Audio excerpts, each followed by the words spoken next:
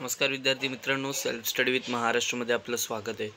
तर मित्रांनो, MIDC exam 2023 ही exam कधी होणार आहे हा सगळ्यांनाच पडलेला प्रश्न आहे। कारण की खूप सारे विद्यार्थी स्वतःहून प्रयत्न करत आहेत, कॉल करत आहेत वगैरे, पण त्याला हवा तसा रिस्पॉन्स मिळत नाही आहे तिथून। ठीक आहे, सो आपण विद्यार्थ्यांना काल प्रश्न विचारले होते की तुम्हाला कोणते कोणते प्रश्न आहेत ते तुम्ही मांडा आणि आपण त्यावर उत्तरं देऊ। तर त्यातले काही मेन प्रश्न आहेत, कारण की खूप सारे विद्यार्थ्यांचे प्रश्न सेमच होते की परीक्षा कधी होणार। त्यातले सुद्धा मेन जे प्रश्न आहेत ते प्रश्न मी घेतलेले आहेत, सो त्याची आता उत्तरं देऊया। ठीक आहे, पहिला प्रश्न होता विधानसभा निवडणुकीची आचारसंहिता कधी लागेल।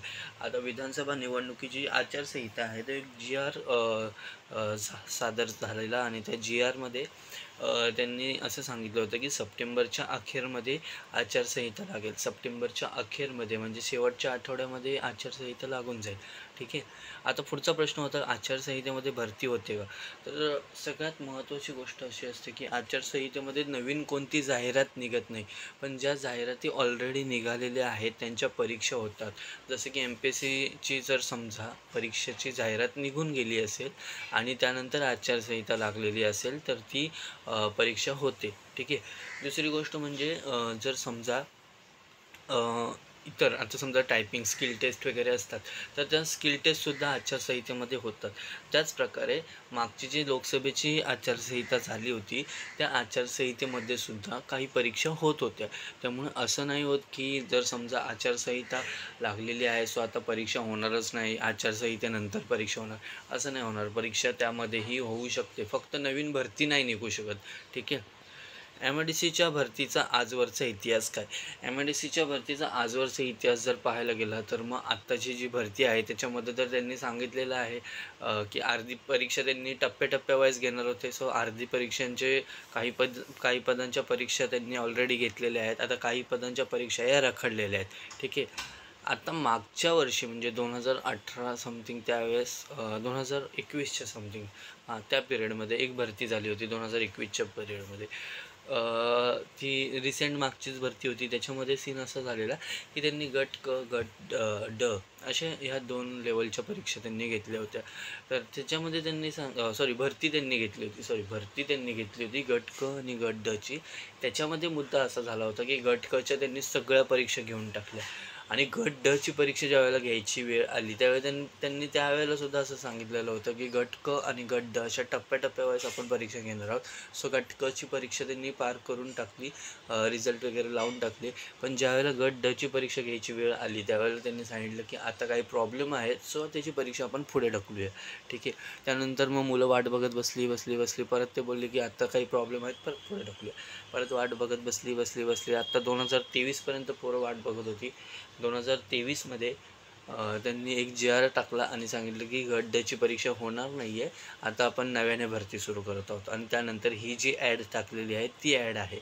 ओके, सो मागची जी गट डची परीक्षा झाली जी भरती निघाली होती त्याच्यामध्ये गट कचीच फक्त परीक्षा झाली होती, गट डची परीक्षा झाली नव्हती। ठीक आहे, हा त्यांचा आजवरचा इतिहास आहे। ते टप्प्याटप्प्यावाईज बोलतात आणि अर्धी परीक्षा घेऊन टाकतात, अर्ध्या परीक्षा ते घेत नाहीत। हा मागचा इतिहास आहे आणि आत्ताही ती वेळ येऊ नये म्हणून आपण सगळे प्रयत्न करत आहोत।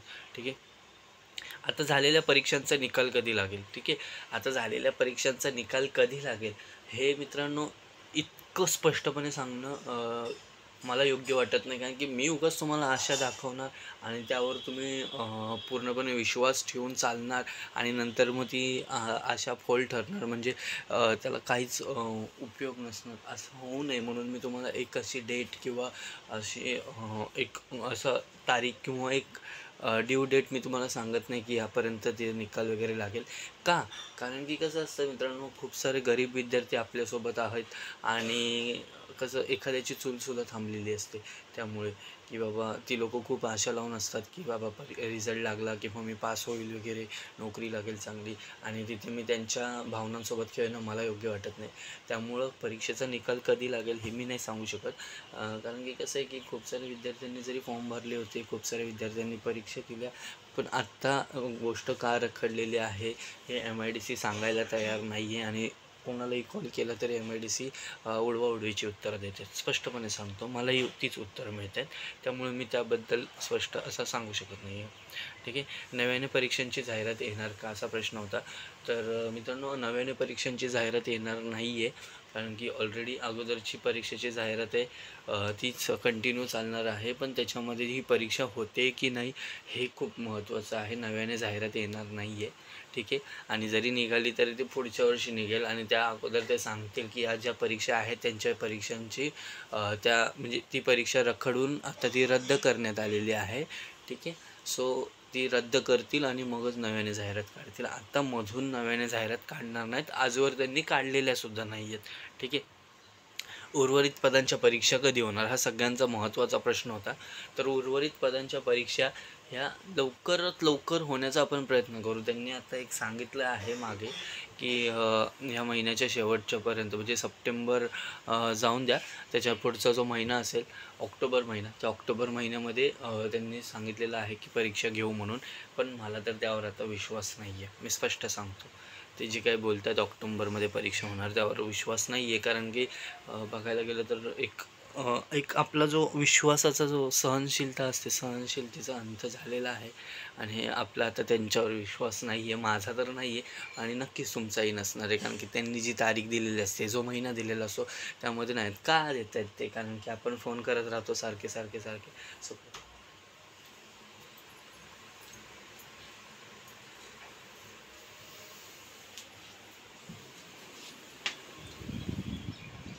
सॉरी, ते का महिना सॉरी कुठं होतो मी आपण, हां. तर ते का एक ड्यू डेट देत आहेत, किंवा ते महिना वगैरे एखादा महिना सांगत आहेत, एखादी तारीख देत आहेत, ते का देत आहेत का, कारण की आपण सारखे त्यांना कॉल करतो. त्यामुळे ते कसं होतं की ते कॉलमुळे ते सतत त्रासले जातात, आणि त्यामुळे काहीतरी तारीख सांगून एक उडवाउडवीचं उत्तर देऊन मुलांना गप करण्याचा प्रयत्न करत आहेत. हे सगळं त्यांचं चालू आहे. त्यामुळं आपण त्यावर एकदम पूर्णपणे विश्वास ठेवणं योग्य नाही आहे. आपण आपल्या परीने प्रयत्न करत राहू. आता आपण प्रयत्न काय करायचं ह्यावर आपण लवकरच सांगू. आपण कशा पद्धतीने इथून पुढची रणनीती आखायची आहे, कशा पद्धतीने आपण या सगळ्या गोष्टींना फेस करून आपली परीक्षा व्हावी यासाठी यशस्वीरित्या प्रयत्न करायचे. हे आपली फक्त MIDCचंच नाही आहे मित्रांनो, बाकीच्या ज्या परीक्षा आहेत त्यांचंसुद्धा तसंच झालेलं आहे.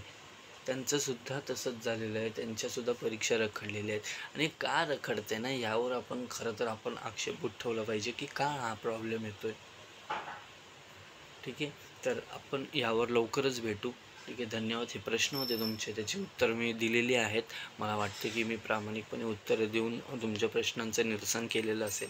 सो भेटू आपण नंतरच. ठीक आहे. ठीक आहे. चला, आपण आता जास्त काही बोलत बसण्याला अर्थ नाही, उगाच वायफळ बडबड.